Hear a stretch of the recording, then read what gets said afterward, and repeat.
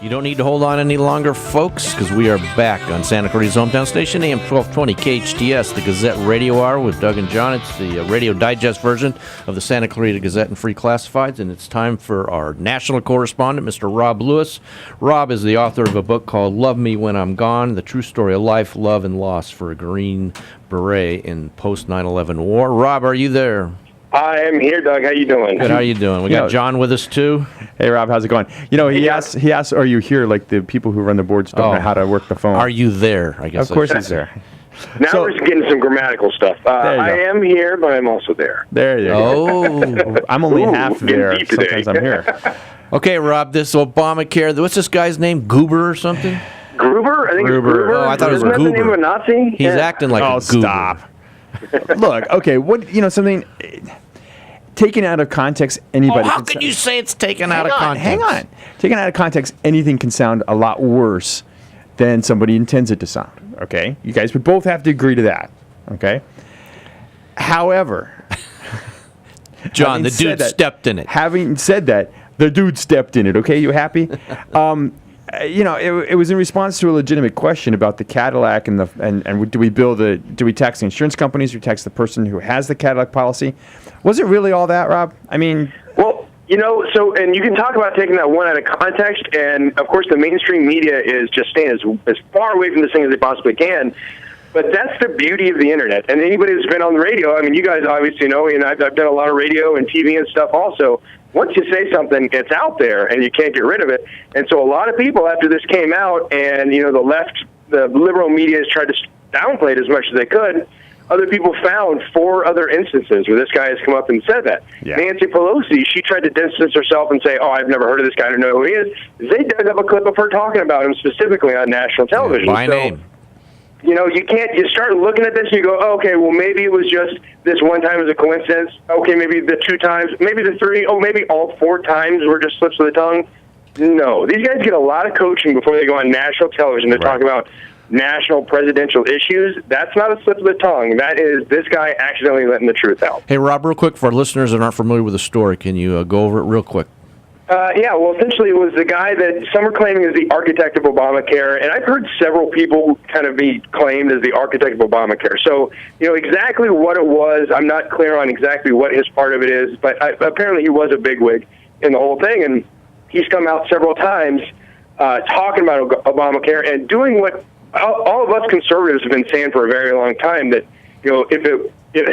his words exactly were, if it weren't for the stupidity of the American voter, we would have never got this passed. Right. And, that's the thing. Like, as a conservative, if I say, hey, you're an idiot for voting for this, well, then I'm just a mean person. But the guy that wrote it, the guy that helped to pass it, came out and said they were idiots for voting for it. Yeah, but it was in conjunction with, we can tax the insurance company or we can tax the individuals. It works out the same.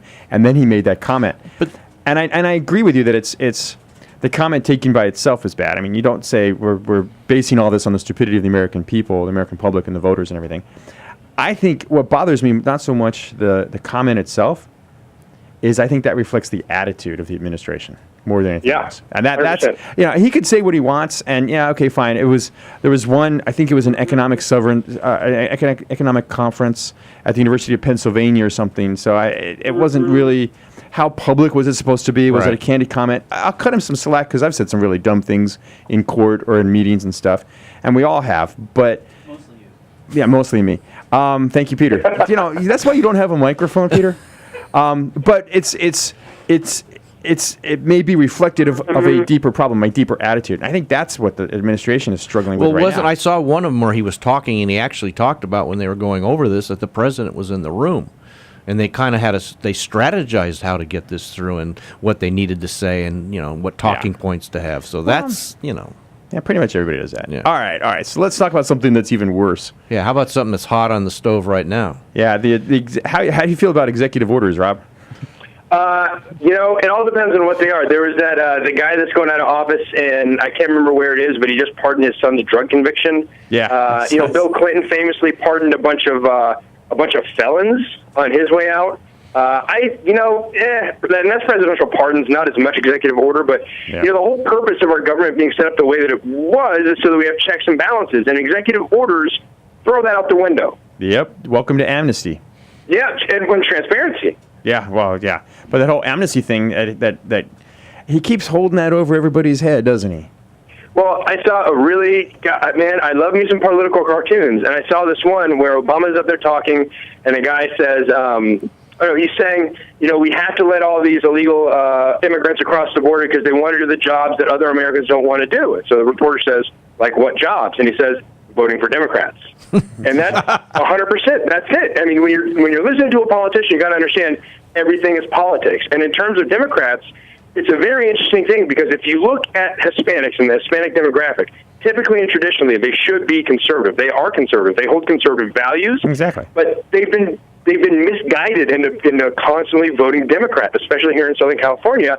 And this is exactly why. This is pandering at the worst level. That's all he's doing is pandering, and unfortunately people fall for it, and they realize he's not going to hold true to any of his actions. As soon as they get more waves of voters in, they'll do whatever they're going to do, but they just want to pander to that vote. Well, it's interesting because I think it's not only is it pandering, but I also think it's a complete the complete opposite by the Republicans, where they don't even acknowledge that there's a Hispanic voting bloc. Well, there's a really weird thing. It's kind of a balance that doesn't quite work. In the terms of what political parties and what they represent. So most people don't really realize, like nowadays it's popular to call Republicans racist, but what most people don't realize is that Jim Crow laws, the slavery laws, they were enacted by Democrats and fought fiercely by Republicans. Yep. Yet now, if you're black in America, you think the Democratic Party is the party that backs you. But in reality, Obama was called the most racist president in America's history just 2 weeks ago by Time magazine because of what he's actually done. Right. Not what he looks like, not what he says, but what he actually does, which the media doesn't tend to pay as much attention to. But the actual policies he's enacted, the way he has been the most racist president in American history, just like Jesse Jackson and Al Sharpton. Hey, Rob, you got to go on break. Can you hold over? I'll be right here. Segment? Okay, thanks. Great. All right, you're listening to Gazette Radio with Doug and John on AM-1220 KHTS. We're right back with Rob Lewis, our national correspondent. We are back, everybody, on the Santa Cruz hometown station, AM-1220 KHTS. It's the Gazette Radio Hour with Doug and John. We're every Friday Bach. From what? You said kind of we are Bach. You did. Yeah, it sounded like Bach, like we're a classical music station. We are Bach. Back. You do have good music, though. I know. Yeah. We have one song, okay? I know, but I'm dancing to the song every time it starts playing. That's a good song. Well, it is everything you need to know to be in the know. That's right. All right, we're talking to Rob Lewis, our national correspondent, also a author and a contributor to the Santa Clarita Gazette. You can read his column most weeks in the Santa Clarita Gazette, and it's always good stuff. Rob, speaking of the amnesty deal, if this does go through, what's going to happen? Is it going to hit the proverbial fan? What's going to happen, you think, if he signs this order? It's a tough thing because it seems like all normal common sense has gone out the window because, he's had, 3 or 4 things by now that are all impeachable offenses. So, Judge Napolitano is screaming from the rafters, of course, is it an impeachable offense? It's anti-constitutional. How is he going to do it? But it seems like he does these things. There's this huge fervor, and he actually does it, and we just go, okay, on to the next thing, and and he'll have another crisis come up that we got to focus on. So, it should hit the fan. It really should. But unfortunately, he who controls the media controls the wording. He controls the directive, controls the conversation, and he controls the media. We've essentially got state-run media. They do whatever he says, and so where it should be a big deal, and people should be enraged, and people should be out and out rioting in the streets.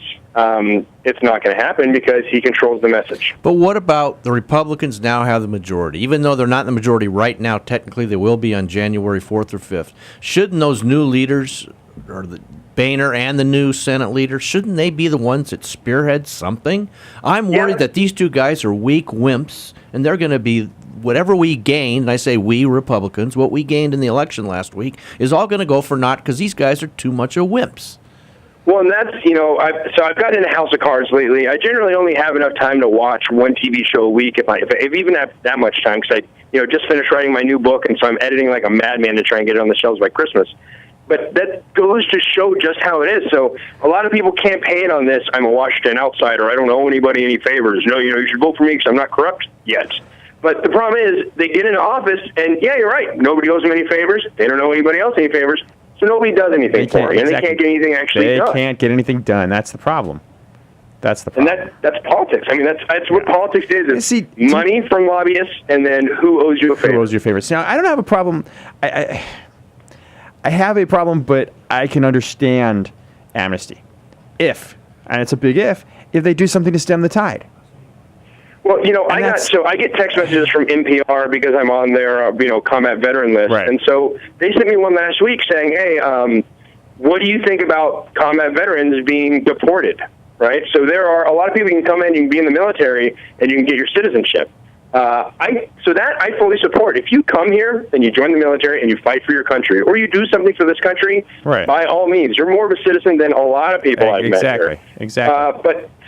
I get that. But people that just come in and they immediately come here and get on Social Security, get on welfare, get on Medi-Cal, and all these other things, and do nothing but suck the life out of this country. You know what? Don't let the door hit you in the butt. Thank you.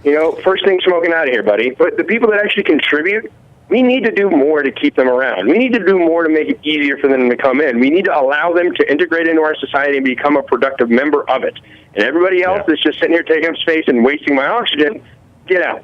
It's like changing the rules to allow people who have violated the law to no longer violate the law. Just like you don't want to do that on a general basis, you don't also want to send everybody back on a general basis. There's a happy ground here, but you can't look at it until you stop the tide. You secure the borders. Got to secure the border. Yeah, hey, Rob, at the end of the day, though, we are a country founded by immigrants. Rob, I want to change. So my family came here from Italy generations and generations ago. I am not an Italian American. I am an American. Right. I have fought for this country. I did not fight for Italy. I fought for America. Exactly. I have fully integrated into this country because I am an American, and my family identifies themselves as Americans. Now, we all came here, and we don't need to just stop everybody from coming in, but we need to stop everybody from coming in. We need to allow the right people in. All right, changing the subject. Doug had a question for you. Real quick, is Hillary going to run? I think that's one of the signs of the apocalypse, isn't it? And that's something that I talked about. Rob, how do you really feel? In Let Me When I'm Gone, I talked about it a little bit because I did the protective service detail for Dick Cheney when he came to Kabul in 2008. I was his tactical medic. I was the guy that was attached to his hip in case he had a heart attack or got shot or something like that. So I got to hang out with Hillary Clinton's Secret Service detail quite a bit because this was the time when Obama and Hillary were both running, so they were both guarded by Secret Service. And I got to have a lot of conversations with these guys. And apparently, you hear a lot of things in politics and in the media about different people. You never know if it's true because you've never met anybody that actually knows them personally. Every Secret Service member I talked with said she is the worst human being they've ever met. They said she's horrible to everybody around her. She says one thing and does another. She doesn't pay any attention, have any respect for anybody's feelings, disregard for everybody else in general. And she proves that time and time again. The Benghazi, what does it matter? All these other things she's come out and shown her true colors. If she wins, it's unfortunate because Obama, people would like to say that it's not, but he won because he was the black president, right? He won because people wanted the first American black president. He's got nothing else under his belt that would show that would be why they voted for him. They wanted the first black president. Unfortunately, I think a lot of people might jump on the Hillary train because they want the first woman president. And I think Obama, if anything else he proved, you cannot vote for somebody based on that. You got to vote for them based on their experience and their knowledge and how they actually act, not just what they say. And if people jump on that train and vote for Hillary just because they want a female president, we're going to go even further down into the abyss, and it'll be a bad, bad day for this country. Yeah, I think you might be right, but it could be worse. It could be worse on both sides. That's the problem. And it's an unfortunate state of politics in our country in that the best and the brightest don't even step up anymore. Yeah. The people that do step up are megalomaniacs. They want nothing more than their own fame and glory and maybe even to hide skeletons under the closet or something like that. But, the best and brightest understand. And, Mitt Romney, at least he stood up and went for it. But, if you have, a lot of experience behind you, if you've spent your life working hard, being very successful, if you run for, anything senator and above, exactly, you're going to get dragged through the mud. You're going to drag through the mud. Hey, Rob, unfortunately, we're out of time. I want to thank you so much. It's Rob Lewis, our national correspondent, writer for the Santa Clarita Gazette. He's also the author of a book, Love Me When I'm Gone. Rob, what's the name of your new book, real quick? It's called The Pact. We'll be having a release party here in Santa Clarita. All right. Am I invited? Yes, sir. How about John? No. We'll see about that one. Hey, I was gonna come. Doug won't. Doug will get it. I'm just messing with you. Doug would be invited and not show up. I wouldn't be invited, but I'd show up anyway. All right. Thanks, Rob. All right, you're listening to Gazette Radio Hour with Doug and John on AM-1220 KHTS, Santa Clarita's hometown station. We shall be right back. This time it's sports. All right.